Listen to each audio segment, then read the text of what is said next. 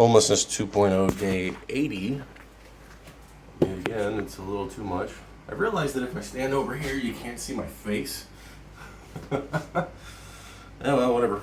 I'm gonna make some,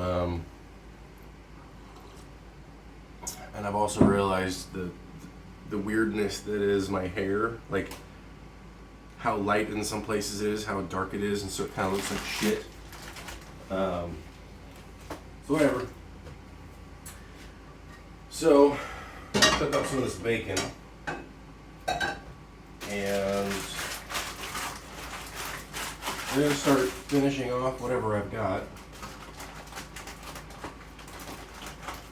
I also have a potential theme for whatever oh shit, I forgot to pull up my sleeves. For whenever this is effectively over, because spending $1,700, $2,000 plus a month for rent it's too much. So I finally had to make a decision.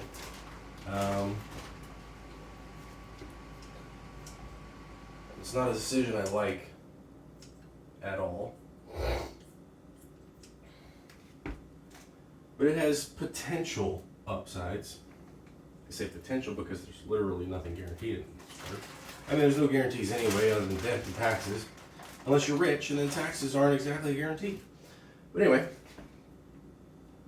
So, I'm hoping what I can do is get my driver's license taken care of. And then I'm going to move back to Dallas. I don't want to move back to Dallas at all. The only silver lining really, besides everything being cheaper and potentially having a longer period of time in which I can take care of shit, is, if opportunity strikes, I could possibly see my sister every now and then. Reconnect with her. She is now in her 30s, which just blows my mind.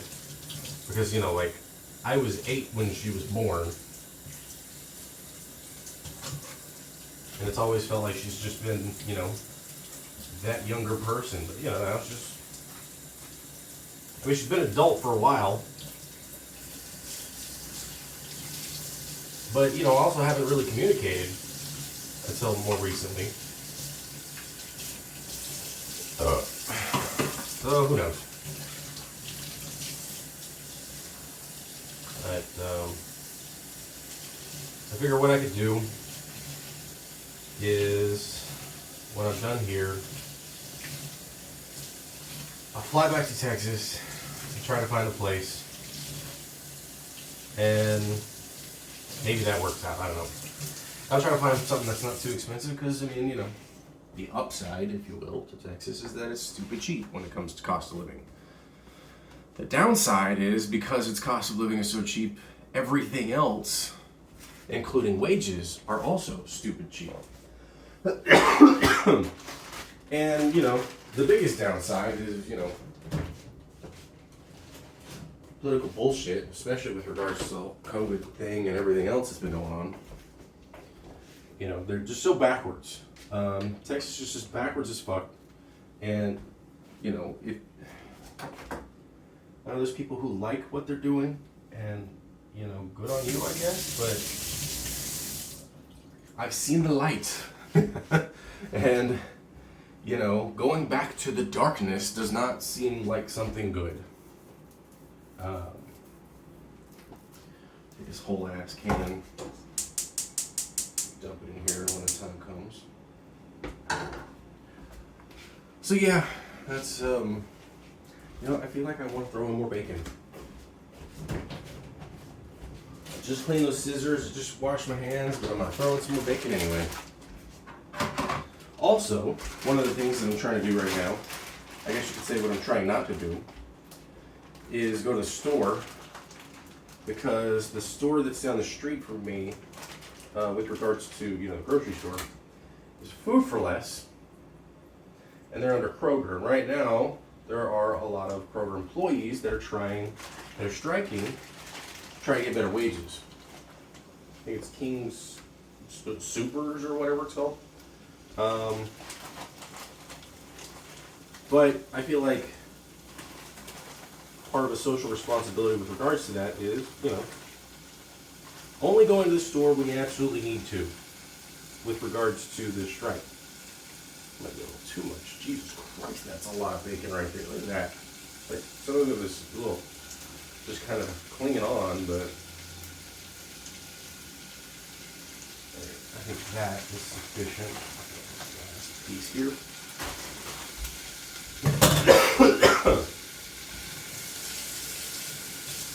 So, because I gotta have some kind of decision.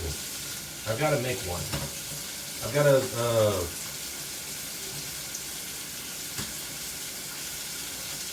I got to renew my mailbox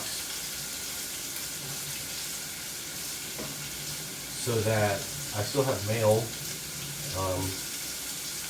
coming out here for the time being. Because if I can get a license while I'm out here, which is unlikely, but even if it's that's also the other part of it too, is like, if I can get the license while I'm out here, even if I do travel back to Texas, I can still come back to get the license because they'll have been mailed to my mailbox. So I've either got to call or go to the actual store, and I hope I don't have to go to the store because I don't want to have to fucking leave right now. I mean, 1 o'clock, but at the same time, it's like, I still don't feel great. I mean, I've never really felt great, but, it's like I've been trying to maintain, as much overall social distancing while sick, even with regards to, the follow-up and everything.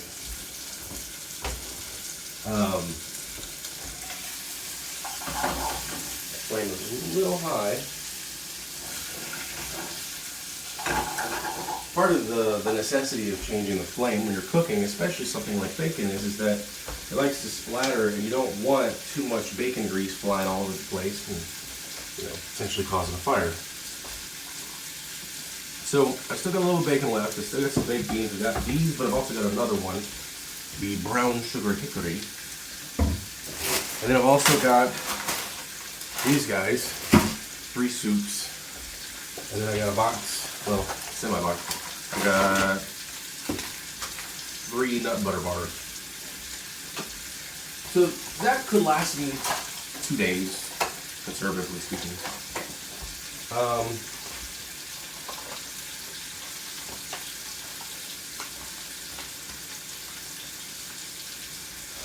And we'll see how it goes. Found out that the little corner store is actually a better price for what you get with regards to, buying a bottle of, so these are empty. But the Malibu and the Coke, like the Malibu is cheaper than the Food for Less when it was on sale. The Coke is only slightly more expensive, but they're all cold. And so I think the price actually evens out. Like literally dime for dime, I think it roughly evens out. Oh, I forgot I had popcorn too.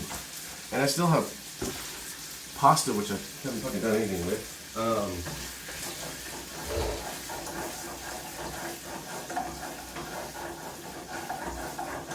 I mean, this could probably last me, like last time when I made a big old can of beans. It was, I ate what I ate, and then I had leftovers, and then I ate some more in the morning. It was cooking them on the stove and all that from recording. But yeah, so the Malibu and Coke and lime combination is pretty cheap comparatively. Usually the grocery store is the better place for that. Oh. So yeah, I'm in the middle of watching my octopus teacher, but I got hungry. It's interesting. I mean, it's so far it's just kind of like a story of this one interaction with this dude who, you know, has been, you know, pretty much like an ocean-faring person most of his life. I mean, so far it's a great story. Interesting. You know, every time I've heard about the story, it's always been with regards to no longer eating seafood or something along those lines, and so far I haven't seen anything with regards to that as being part of the narrative. But, I mean, who's to say that that doesn't happen at the end? And I mean, I get it, you know, when you learn about something like this, and I mean, it's a really well-produced, I'm not even sure what to call it, because so far it doesn't seem like a documentary, really. I mean, I guess in a way it kind of is, but it's more, it kind of blurs the line between sort of nonfiction story. I mean, I guess that's really kind of more what it is than it is a documentary. At least from what I can tell thus far.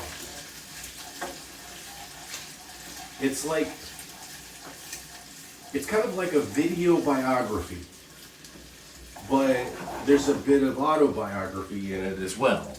Because there's, you know, he's telling his story. Now, it's kind of shot documentary-esque, in that, you know, like, he's telling the story through this narrative position, and he's sitting in his chair, and he's talking about his events, as if he's being interviewed.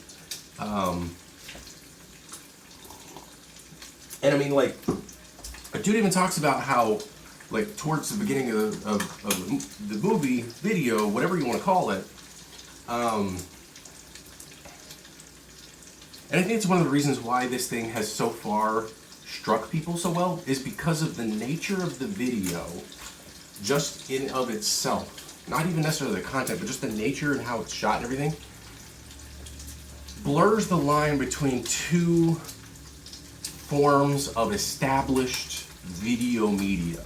You have movies that incorporate a narrative, of course, and then you have documentary. And it really does blur the line between the two of those things. Now, is it innovative in that regard? I don't think so. I doubt it. I mean, you could call YouTube videos of all kinds of sorts, you know, like that, to one degree or another. But, you know, it's really well produced with, you know, I mean, the music is definitely stirring. The whole point of the, I mean, like, all of the music is this, like, let's try to get you emotional type thing. It's all very somber and melancholy, but not like sad music, but it's like, I mean, the whole thing is really well constructed. And the guy has been a video producer before. I mean, like, he was talking about how working in media, you know, he's talking about, like, for 2 years, he was basically killing himself. And so at one point he didn't even want to see a camera, he didn't want to see an editing suite or anything like that. And so that's kind of like, that would be the inciting incident, if you will, in a film or in a story. The inciting incident is the thing that happens that causes the story that you then are watching or you are reading. So one thing, and this is, you know, from my own experience, you know, from actual media school. When, in the movie Beetlejuice, I watched that movie so that I could do an assignment. And the assignment was to break down a movie with specific beats, specific topics with regards to story beats and the like. And one of them is the inciting incident. And the inciting incident for Beetlejuice, the reason the story ends up happening in the first place is when Alec Baldwin and Gina Davis, I believe, who are married, are going to this house that they've, I think, just purchased or are on. I can't remember exactly the purchase situation, but it doesn't matter. It matters with regards to the story, but it doesn't matter with me telling about it. They're on the way, and They drive through and off of that like covered bridge that looks like a barn, and die. Their death is the reason that the story then happens. It's not to say that that's why Beetlejuice exists. He's already existed. But their death is why they end up meeting Beetlejuice. And why the circumstances surrounding him and the house and Winona Ryder's character and the family and all that. Because, you know, they end up buying the house and moving in and all that. And they want their house. I mean, if you go back and watch that film and try to understand all the characters, like, it's a really good film. It holds up really well. You could say that maybe Beetlejuice, perhaps, and this would just be like, I would say it's actually kind of flimsy approach, but you could say that of all the characters, it doesn't, you know, like, actually Beetlejuice really does have motivation. It's just been a long time since I've seen it. And when it comes to acting, they don't use the word motivation, they have objectives. What is your objective? Because that is what creates your motivation. If your objective is to eat, you're then motivated to then act upon that. You're motivated. You will then take action, action, to then eat, whether it be cooking food or ordering food, or you will drive to a drive-through and order some food, or whatever. However you go about acquiring your food, your actions are the verbs that you, anyway, you know what I mean. They all have objectives, and they all take actions towards those objectives. And then there are obstacles toward those objectives and toward those actions with regards to those objectives. And so they then have to then change and take on new actions. And that's where the drama comes into play. A while back, when I used to really spend a lot of time on Reddit, it was also about the time that I was in school for acting and media and all that stuff. And I don't know if I'll be able to finish that. It sucks. I did learn a lot, and I was able to help a lot of people out with regards to that too. I was able to also I'm picking at my thumb because just recently, within the last couple of days, it started to semi-peel. It didn't really start peeling. I was scratching at it, and it felt loose. And then I broke through the skin, and so then I've been kind of slowly peeling it away, and so I have like a little weird pattern. So the burn is effectively done. I just don't want to. I don't want to go nuts on peeling it and then like strip off multiple layers of skin and start bleeding and shit. But because, you know, my thumb on my dominant hand, you know, it's kind of annoying. But anyway, back to the inciting incident and all that shit. And I don't even remember why I started bringing it up in the first place. But every character in every movie, every play. Inciting incident had something to do with him basically quitting working in film, of all things, for a while. And then he goes and starts swimming again, and he finds this octopus. And I'm not done, I'm only halfway through it. And I kind of haven't been paying a whole lot of attention to it, because it's not, like, visually it's stunning and everything, but there's not a lot of,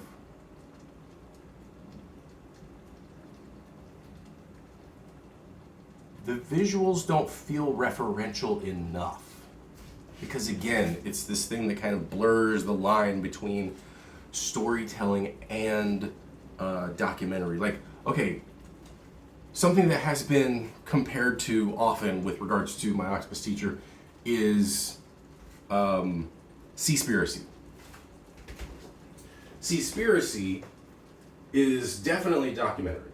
It has a specific angle. And that's a thing that also I learned from one of my media professors who point of fact, it was somebody who, and is probably still, more focused on documentaries than they are any other kind of filming. That's the niche that they feel right in. So when, and the reason I think I was even watching it is because, I mean, I've heard about it throughout the last year, but I think the reason I decided to download and watch it was because I was watching Death to 2020 and Death to 2021. And I think it was mentioned in one of those films. I think it's 21. And so I was like, you know what, I might as well watch the damn thing. I'm not doing anything else with my life. And I think, honestly, you know, it might be a good idea to kind of watch more movies again. I haven't been watching movies. And, you know, maybe I need to watch some movies that I haven't seen. Especially. Because, I mean, you know, there's a lot of good film out there. And with the knowledge that I have, as, you know, going back to what I was talking about with, because, you know, I was going to school for radio originally, and then I